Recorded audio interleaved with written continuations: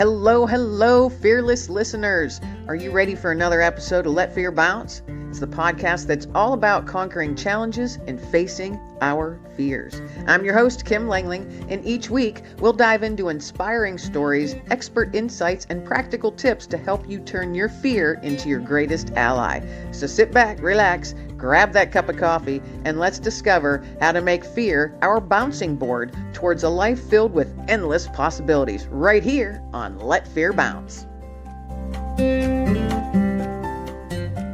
Hello, everybody. Welcome to another episode of Let Fear Bounce. This is Kim Langling, your host, and I am so happy that you are deciding to spend just a small part of your day with myself and my special guest today, author Spencer Sekulin. He is, he isn't, when he is not on the road as a paramedic or studying, he is most likely writing.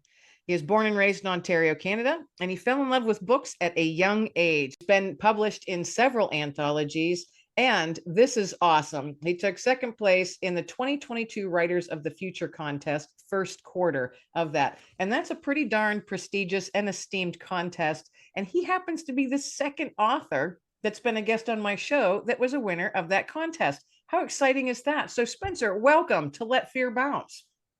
Thank you for having me here. I've been looking forward to this, and it was so fun to find out that you're the second author of that contest. You know, what are the odds of that? Obviously pretty high that I get to talk to two of you in less than 2 months. So congratulations, belated congratulations on that, because that's pretty awesome stuff right there. And I can only imagine the people that you met and what you were able to take away from that experience when you attended. No, it was a great time.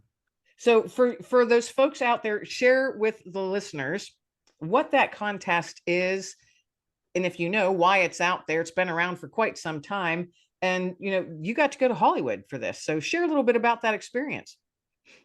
Well, so the contest is called the Writers and Illustrators of the Future contest. So it's actually for writing and for writers and for artists as well.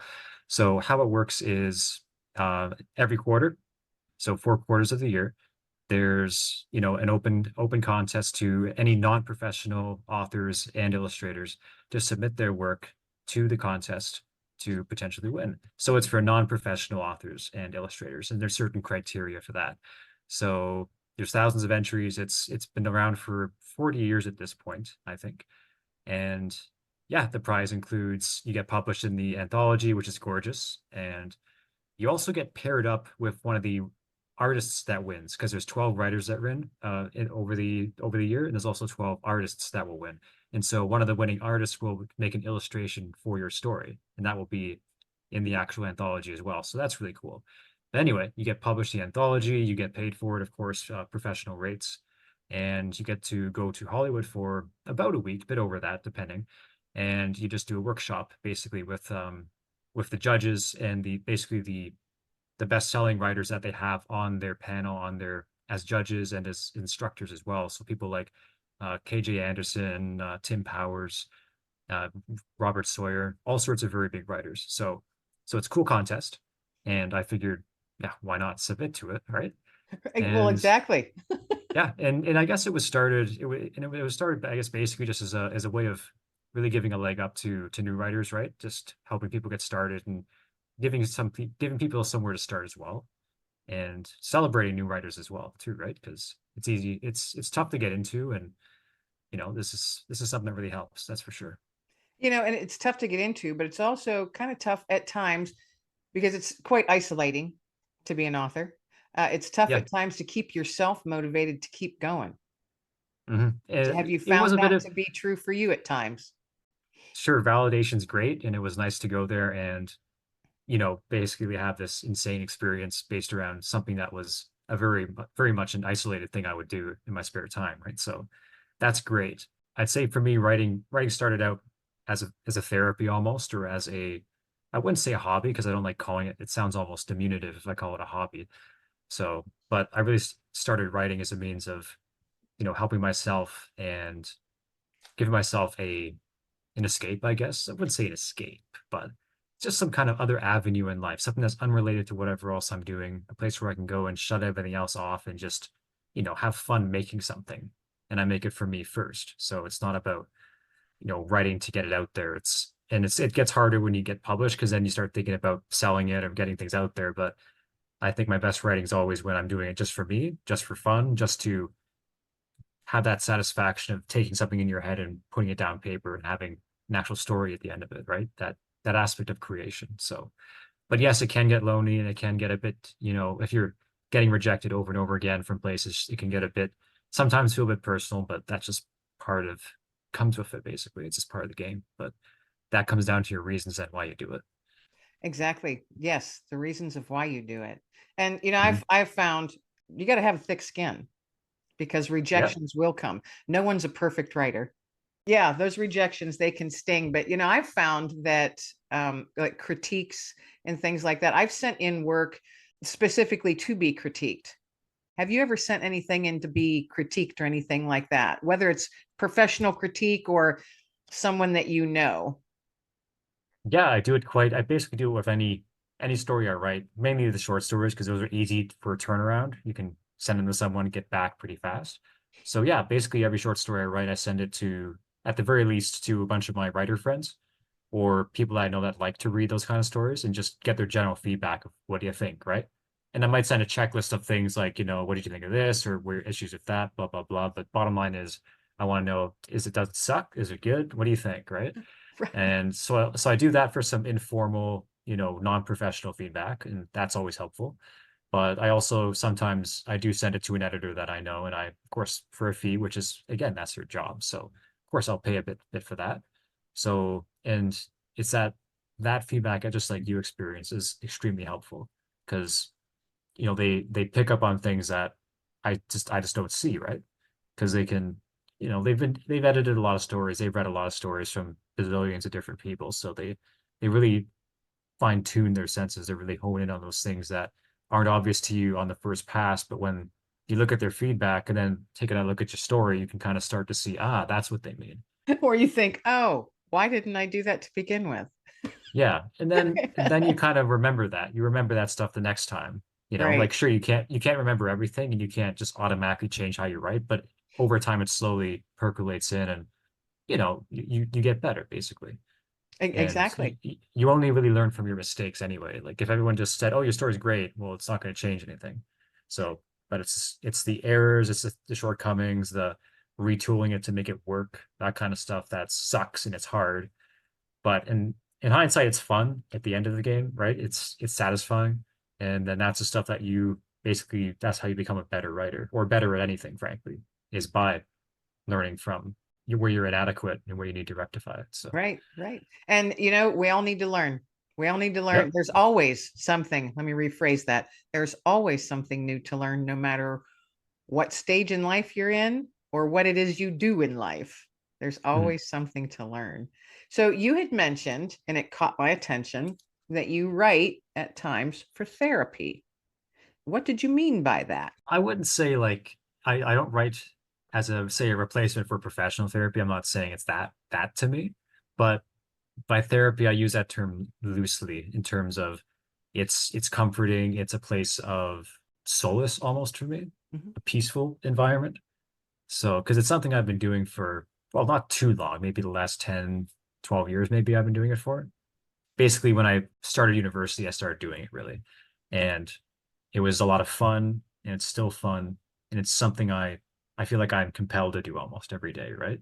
And if I don't get that in, I feel like something's missing. So, maybe it's like I'm addicted to writing. I'm not sure, but something about always coming back to that every day, usually early in the morning, just sitting down and I couldn't care less about what's happening 2 or 3 hours from now or what else I have to do in the day. It just doesn't exist to me in that moment.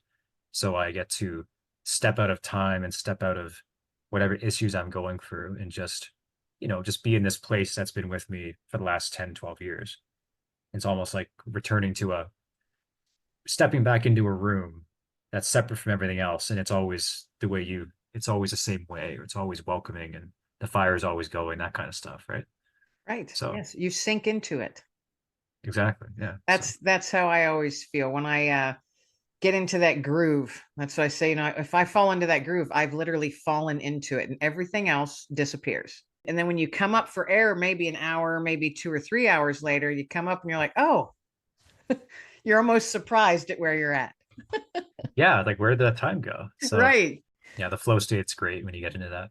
Yes, it is. Yeah, I enjoy when that happens. It doesn't happen every time I write, but when it does, I enjoy it. Mhm. I enjoy it. So you are a paramedic by trade. Is that what you do currently? Yeah, it's one of the things I do currently.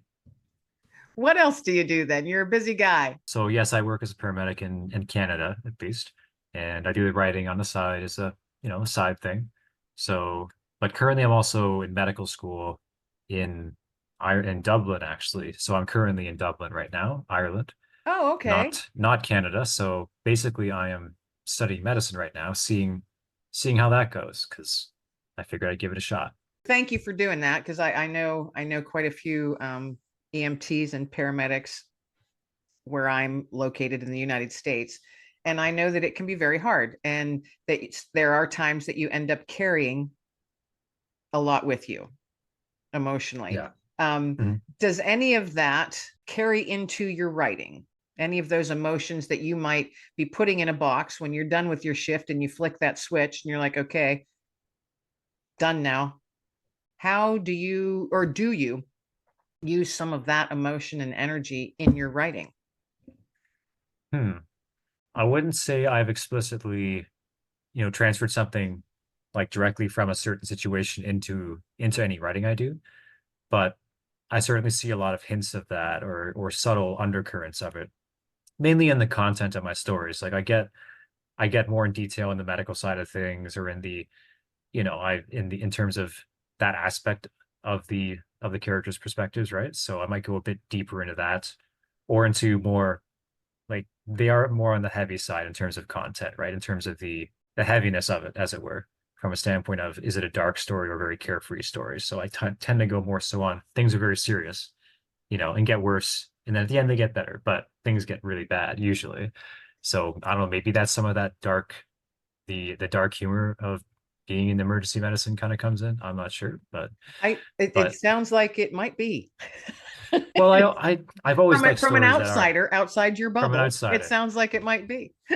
Maybe, but it could be just because growing up, I also read basically I skipped from I made a jump from basically middle grade stuff to adult fantasy that's more dark fantasy while I was still in like grade 6 or 7. I was reading my mom's entire library of adult fantasy novels and stuff like that, which was they were great, things like Terry Brooks and stuff like that, like classic fantasy stories that are fantastic. But so I've always been reading things that can get pretty messy and the stakes are very high. So that's the stuff I just enjoy to write and read as well. So sometimes I do carry those things into stories. I think it's more so just in a general vague sense, nothing explicitly so. I think we all put a bit of ourselves in characters, right?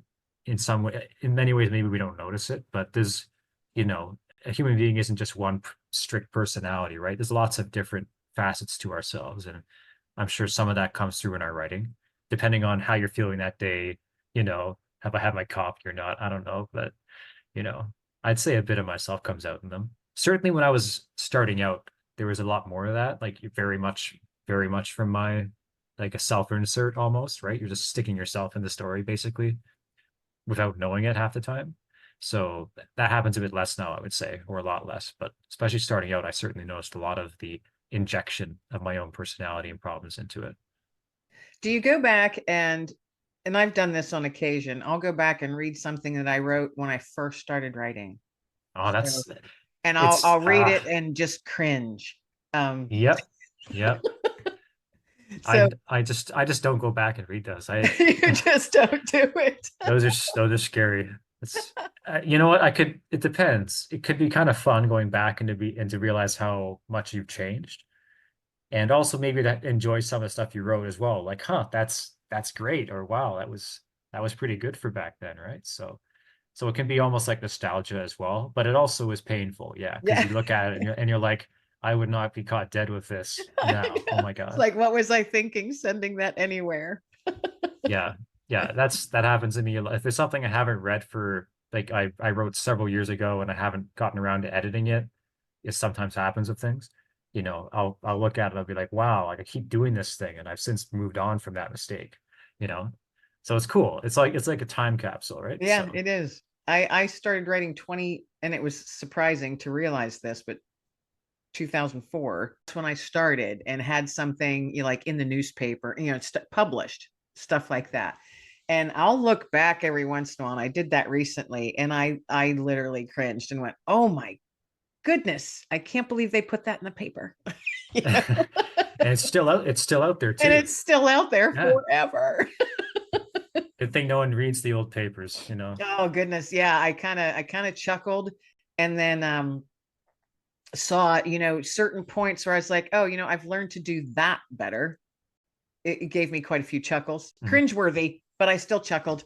Mhm. Still had to Yeah, you gotta chuckle have about a it. gotta have a humor about it too. Oh Yeah. goodness, yes. Yeah, yeah. Mhm. Otherwise you'd be too afraid to write, Mhm. you know? So also in your bio, I see one of the things I noticed was coffee. You're a coffee connoisseur. So bless you on that, fine sir, because Are you? No? oh, absolutely. And I Okay. drink copious amounts of coffee. Do you have a favorite coffee? So it's evolved over the years, but my favorite brand is called Kicking Horse. I get it in Canada, obviously. It's pretty common up there. But I buy the whole beans. It's a medium blend I think it's called Pacific Pipeline. So it's a medium roast. I buy the beans whole, and I hand grind them. Of course, you got to hand grind them, and my good old fashioned grinder. That's by hand, not electric. And I use a French press for it. Of course, I prefer that, and bit of salt in there too. I find in the grinds, kind of. I've maybe it's placebo, but I've been doing that for a long time. That pulls Makes it a bit that less. pulls the pulls more of the flavor, correct? Salt. Yeah, yeah. I was told that like it removes some of the sharp edge or bitterness from it. I'm not sure, but I'm sticking with it because Works I for found you. something that works. I found what works for me exactly. So I make it like that. I steep it for 4 minutes exactly, usually 4 minutes exactly, and yeah, like it's a ritual, I and was going to it's say you have your routine down, don't you? yeah, yeah. I'm sure you do as well, maybe. Well, of course, of course. Hmm. I No, like to play around now. I have a regular coffee pot, just a normal, regular coffee pot. I will grind my own beans, not every day like you. I kind of switch it up a lot. I have a French press. I will do that. I have a pour over. I'll do that every once in a while. okay. Depends on the mood I'm in and So you're where I need to be when. fair enough, fair enough. Yeah. So if speed is the answer that I need, it's just I need caffeine. I will Mhm. just make a quick pot of coffee, fill up my really big honking mug, and on I go. What do Yeah, you what do you coffee's a take in big it? part of my day. Coffee's a big part of my day. Yeah, how do you take it though? Is it just you just have it straight, just coffee? I like dark roast. I like the heavy hitters. Hmm. The kind that gives you a kick, Hmm. kicks you awake when you need it. I don't use creamers or half and half or milk or anything like that, but I do like the Starbucks latte coffee. It's like cold coffee, cold brew coffee. I use that as creamer Huh. because it has espresso in it. Interesting.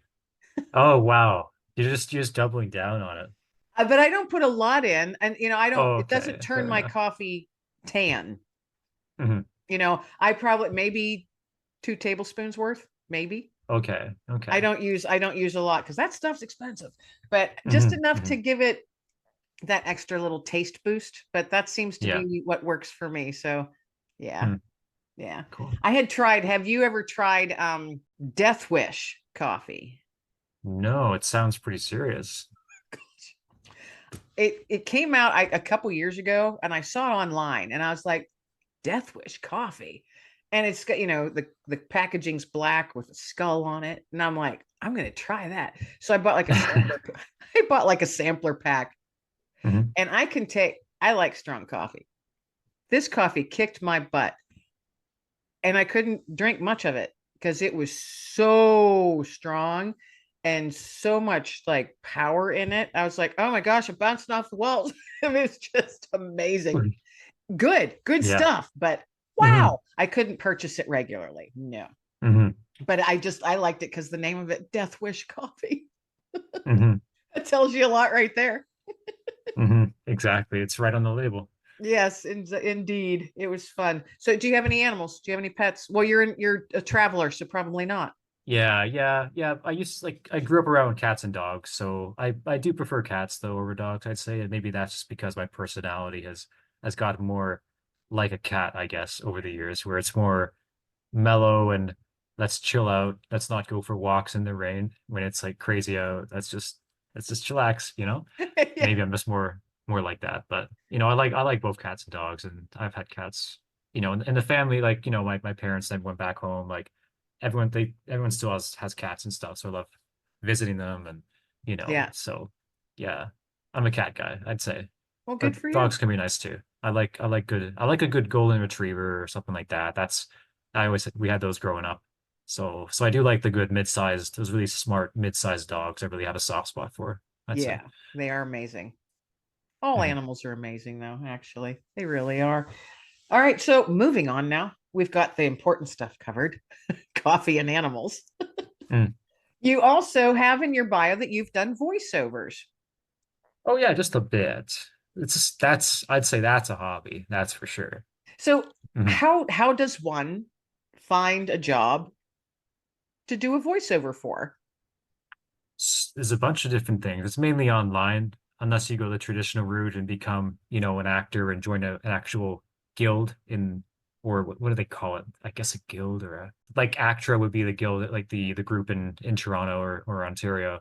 So, and that's how you get jobs is through these professional organizations that are recognized. And there's that route, but there's also a lot of things online for voiceovers, right? There's a lot of websites where it's just free and you can sign up and make a profile. People can share voiceover jobs like casting calls, mostly for free things like, little projects people are doing or YouTube videos or, stuff that you might not get paid for, get paid very little. It's just people come on there and have fun with it.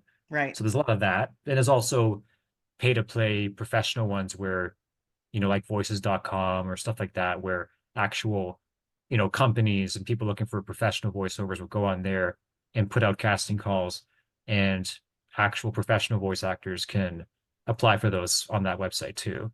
So it's a pay to play kind of thing, but that's Mhm. where you get better paying gigs and professional level gigs as well. And I tried that for a bit too and got some gigs, but it's a lot of work doing voiceovers, I will say.